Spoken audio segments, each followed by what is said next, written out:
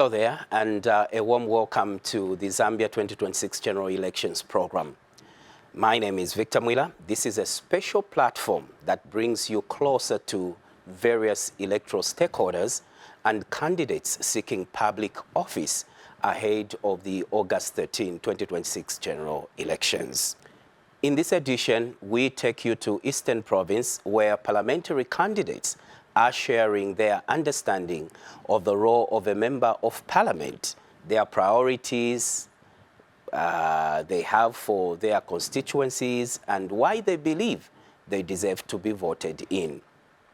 The views expressed in this program are those of the individual candidates and are intended to help you, the voters, make informed choices. Let's now join Abigail Kashweka in Chipata, Eastern Province. My name is Abigail Kashweka, and I'm sitting down with Mr. Levison Ziwa, who's contesting on the United Party for National Development ticket in Kasenengwa district. Welcome to the program. Thank you so much, Abigail. Greetings to the viewers. All right. So in this discussion, it's important that we establish the role of an MP, like as people vote these people into office, what is expected of them. And before Mr. Ziwa comes in to respond to this question, let's also hear views from people out there on what they think the role of an MP is. MP monga ise ma citizens kuno kuchipata ngati pasa MP lese pachipata central pan yembekeza MP kuti chita represent according na mwetifunira ise bantu bakuno kuchipata manidzi etifuna afanika MP angale pafupi na ise not MP abula chape time ya election like this time epe wapoira bantu enangu sitwaziwa benangu twaziwatishita monga batinga zimisa batifuna MP watisange. An MP is supposed to respond to our needs and represent us in parliament. The first one is to represent the people, and the second one, making laws. To represent the people, to help people's needs in a constituency. If people need roads, they demand for poor roads and network, the MP comes in. MP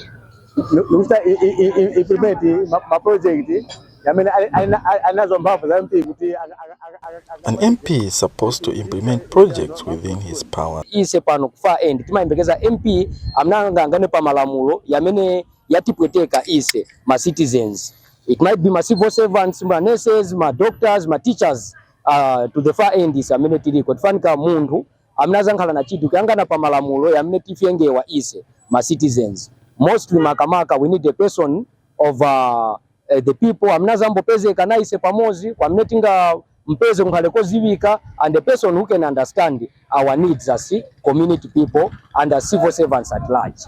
Andolo manghalamba makombo no mazuzi gambili ofunika sola samalirako ngata samalira nkhalamba zamene izi ni zamene sozapasa mavoti nkhalamba. I think that a member of parliament is supposed to ensure that he works on roads in his or her constituency. The MP is also supposed to look after the aged in society because they also vote. Further, even us as business people, MPs are supposed to give us money for business capital. So those are the views from the people out there on what they think the role of an MP is. Yeah, so thank you so much, Abigail. Yeah, so clearly from the clips that we've watched, from the views that I've seen from the members of the community, you can tell that there is a gap between the expectations of the people and the role of a member of parliament. Yeah, so I think it's important to actually remind each other that the roles of a member of parliament is enshrined in the Constitution of Zambia, and basically the role of an MP is to participate in the amendment and the creation of laws in the National Assembly. Also, the role of an MP is to provide checks and balances to the executive. Yeah, so these are the key roles of a member of parliament in as far as what is enshrined in the constitution. However, people's expectation do not speak to that. So, and this has created a big gap, and in most, more often than not, it has made a number of MPs to serve one term because we tend not to meet people's expectation.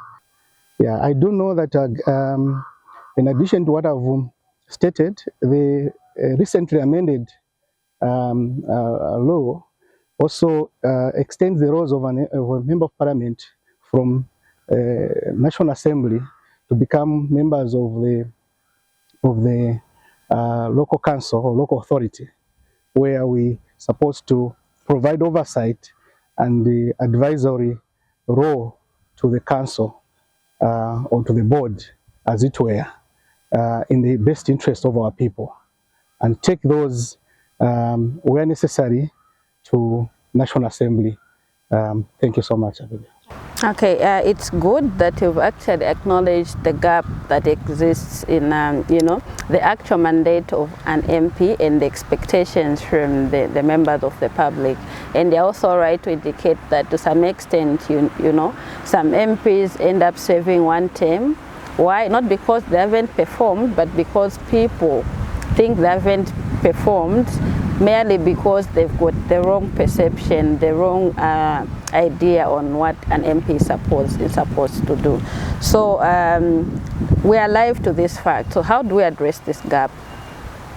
Yeah, so one, I think we need to do a lot of sensitization to our people. They ought to understand that we need to, as a member of parliament, I need to perform in accordance with the provisions of the law.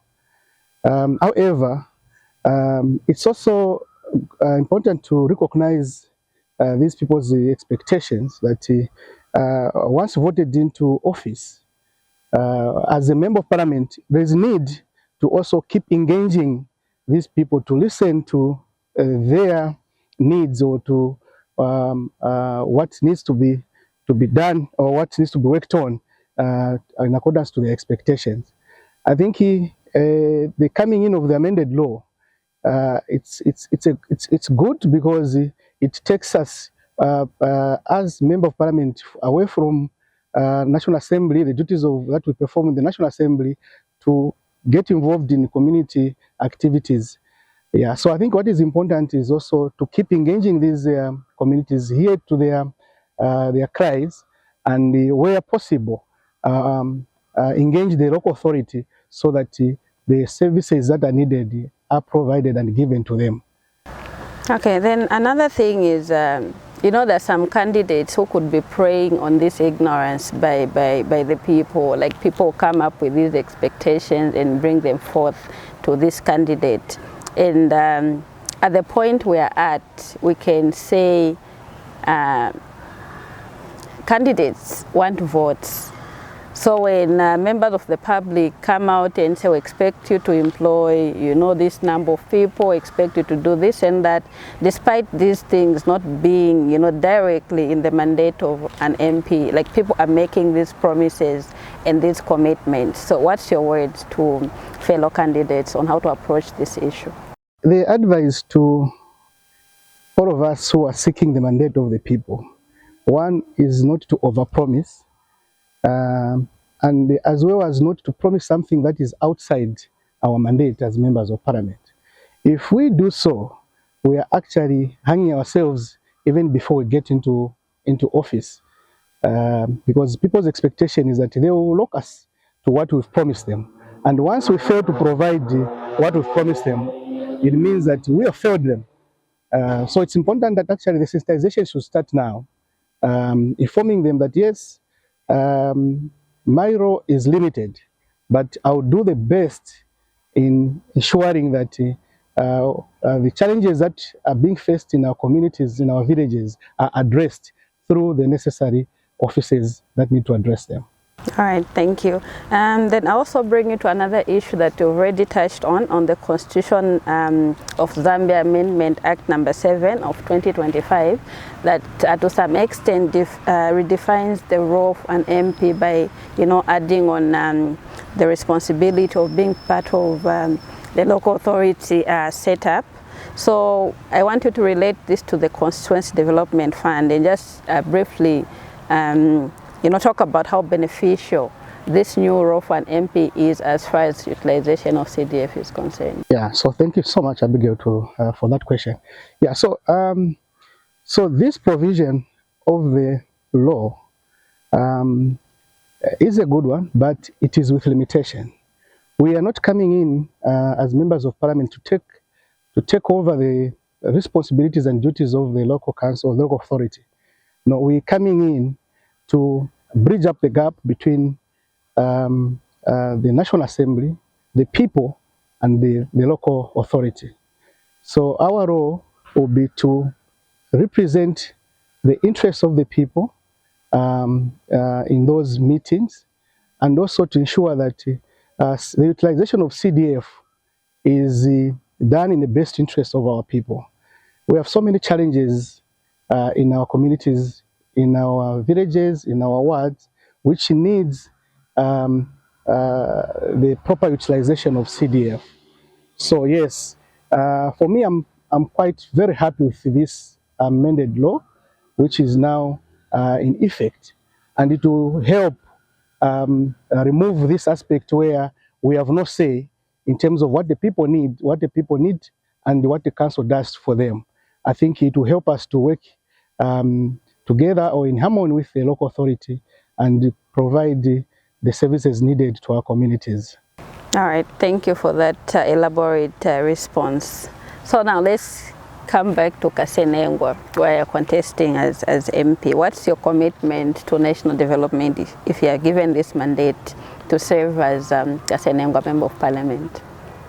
Thank you so much. To the people of Kasenengwa, I do offer myself that I will do my best to try to resolve and sort out a number of challenges that we have through the right offices, and mainly I'm talking about the local authority or the council, the Kasenengwa District Council. Yeah, so we have challenges with roads. Talk about Mkowe, Kumasamba. We need that road to be graded. The road from Mfue Road going to Mkowe Primary School needs to be graded. The road from the court Mkowe there Kwachukue Kwatuko Kwasuko getting into Chiparamba Road, that road needs to be worked on and graded. The road from Chiparamba from Giveaway passing through a sub-center back to Mfue Road, that road also is in a bad state. The road needs to be worked on. It's through CDF that we are able to grade these roads and bring them to the standard that is required or expected of the people. Not only that, we also have a road from Mutaya passing through Mtachi getting into Msoro Road. That road also is not in good shape. Talk about the road coming from Greatest Road, Mazimawe Road, passing through the palace, going to Chongo Road. That road equally needs to be worked on. There is also a road in Chingazi from Kamboma there, crossing Chongo Road, passing through Chikungu all the way to Chipembaoro up to Kwajim. That road is very important to our people. It also needs to be worked on. Coming to Chongo Road itself from Chuoko, which is our main road because it passes through almost all the wards to Chongo Turnoff Umboza. That road equally urgently needs to be worked on.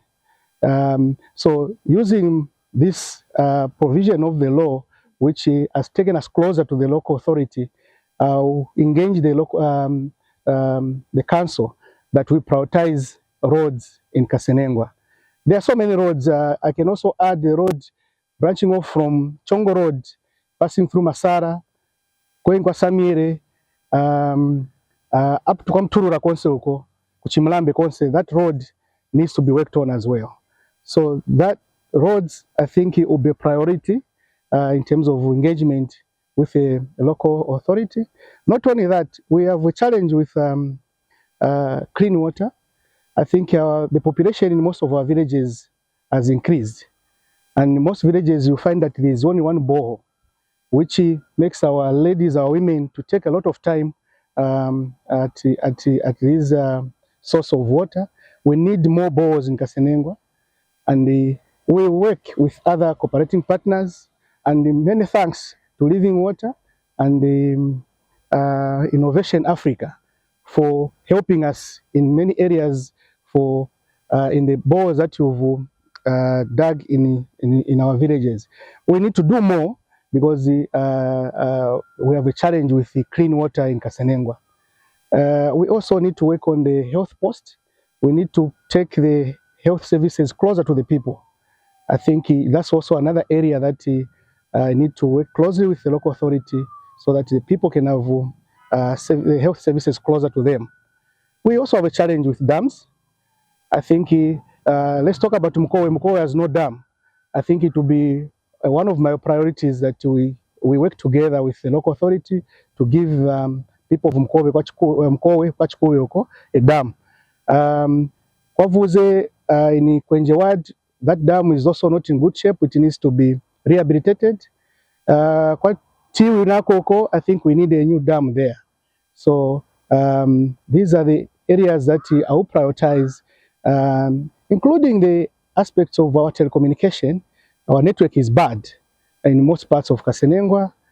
Talk about electricity, we need to work in collaboration with RIA so that we take electricity to various parts of Kasenengwa. So to achieve this, I think the provision that I spoke about will help us or help me to engage the local authority so that we give the people what they need in terms of development. Okay, thank you. So that was, a very detailed explanation. So now, in a minute, I want you to tell the people, like, why should they vote for you and not any other person? Thank you so much, Abigail. First of all, I think not only voting for me, but also voting for my president, Hakainde Hichilema, if they've benefited from free education, if they've benefited from cash for work, if they've benefited from social cash transfer, which currently stands at 800 and 1,200, if they've seen that CDF was raised from 1.6 million to 40 million and is able to bring development to them, they bring back of bursary, which is helping our friends who've gone to universities and colleges to get the needed education for the betterment of not only their families, but for this nation. I think the first thing is that they need to remember that HH needs to be voted back into office, and also vote me as his area member of parliament, Lefson Ziwa, as member of parliament for Kasenengwa. Thank you. All right, so that's Mr. Levison Ziwa from Kasenengwa district, who's contesting as member of parliament for Kasenengwa. You are watching the Zambia 2026 General Elections program. Today's edition is coming to you from Chipata, Eastern Province. One issue emerging from this discussion from Eastern Province is the difference between what the Constitution requires of a member of parliament and what many citizens expect from their elected representatives. Understanding these roles is important because it helps voters assess candidates based on their actual responsibilities. Still ahead though, we hear from more parliamentary candidates from across Eastern Province as they outline their priorities and make their case to the electorate. What will the people of Chipata North benefit from a person like me by voting for a person like me? And I'm urging you, the people of Chipata, don't make a mistake. Vote for me because I've got plans for you. One of the first things we would like to do is to support water reticulation. Water remains a key issue. Now, for Chipata North, I wish to promise the people that the person who is standing with you, who has decided to be with you, will bring order, will bring decency, will bring maturity, and will bring development without lying. Vote for Simon. Simon is your son who was born here. I did my grade 1 to grade 9 at Kambombo Secondary School. I did my grade 12 at Chama High School. I just went to town just to look for greener pastures, but I'm always here. I'm one person who knows the problem of Chama Central because I'm born and bred here. There's no one who can tell me, but I know it by myself. I've moved around. I know difficulties which people are facing in terms of feeder lots, in terms of schools, in terms of health, in terms of agriculture. I'm on top of things. For that, I ask you, try me, vote for me. Vote for my president, HH, vote for council chair, vote for all my councillors as UPND. Then you see development in it. I can assure you, I'm one person who is work-oriented. I won't work alone. By myself, I can't do it. But with you people, we can do together. I'll bring in chiefs, I'll bring in headmen, I'll bring in us as well civil servants because they are part of government to work together and identify priorities on where we can start from. For that reason, I'm your son. Try me. Better things are coming. Stadia Sakala is a child from Chipata North. I've grown up from there. My school, I did it from primary, Munga. I completed my school from Chipata Day Secondary School. And I've been living within those communities, Navutika, Jeleka, Muzi, Munga. Those are the communities I've grown up from. I've seen a lot of challenges. As you know, Chipata North comprises with urban sector and the rural area. So those areas are areas that needs a leader who understands them well. Me, being a person who has grown up from there, I understand the challenges that Chipata North are facing. The challenges that Chipata North is facing, the common challenge which you find in Kapata, you find in Masupe, you find in Msanga Ward, is water challenges. That challenge, like everyone, as you know, water is life. Everyone, like from these different communities, they will tell you the same challenge to say, we are facing water challenges. So me being area member of parliament is to work extra hard to advocate for my people. As you know already that I've been an advocate for a long time. We have advocated for different things. Through advocacy, we have managed to give wheelchairs to different abled people. Through advocacy, I think we had hunger when there was drought. We managed to work with local initiatives, which we brought like relief intervention towards people. Through this advocacy, we have managed to bring water to some areas from Chipata North. So I'm not talking from without. I'm not talking without a record. I think the record is there for the works that I've been doing. I didn't start now. For me to make a decision, like to stand as an MP, is because I've seen the gap of representation. So I'm requesting for people of Chipata North to trust me as they have trusted me for so many years now. We have worked together hand in hand with everyone from Chipata North. So they should trust me as their leader. I'm going there to advocate for them. I'm going there to advocate for our fair share as Chipata North, for our fair share in development of Chipata North. We have roads which are very bad. So I'm going there to advocate for better roads. I'm going there to advocate for the clinic like that one which is in Leona, which has no roof. So I'm going there to advocate to those challenges that people have been facing for a long time. I think the cry of the people is always that a leader should not distance himself or herself from them. So I'm such a person that has always been available to our people in Chipangali West. And when I had an opportunity to serve as council chairperson for Chipangali district, I was available for them, both in good and bad times.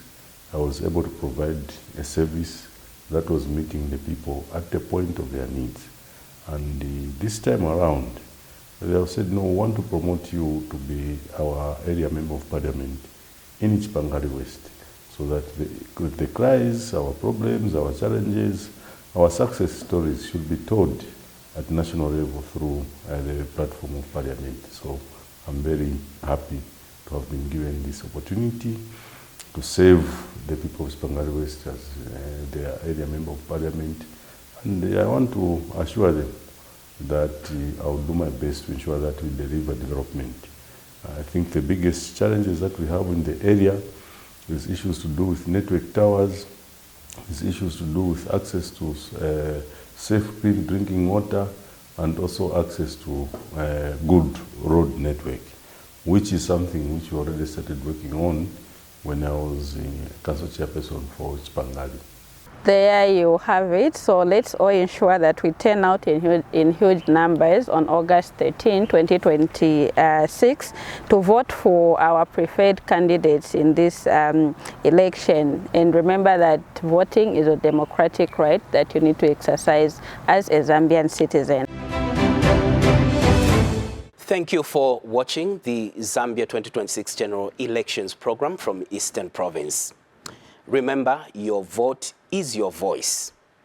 As we, as citizens of this country, prepare for the August 13 general elections, as an individual, take time to understand your candidates, their policies, and the responsibilities of the offices they are seeking you to vote them in. On behalf of the entire production team in Chipata and Lusaka, my name is Victor Mwila. Thank you for watching. It's bye for now.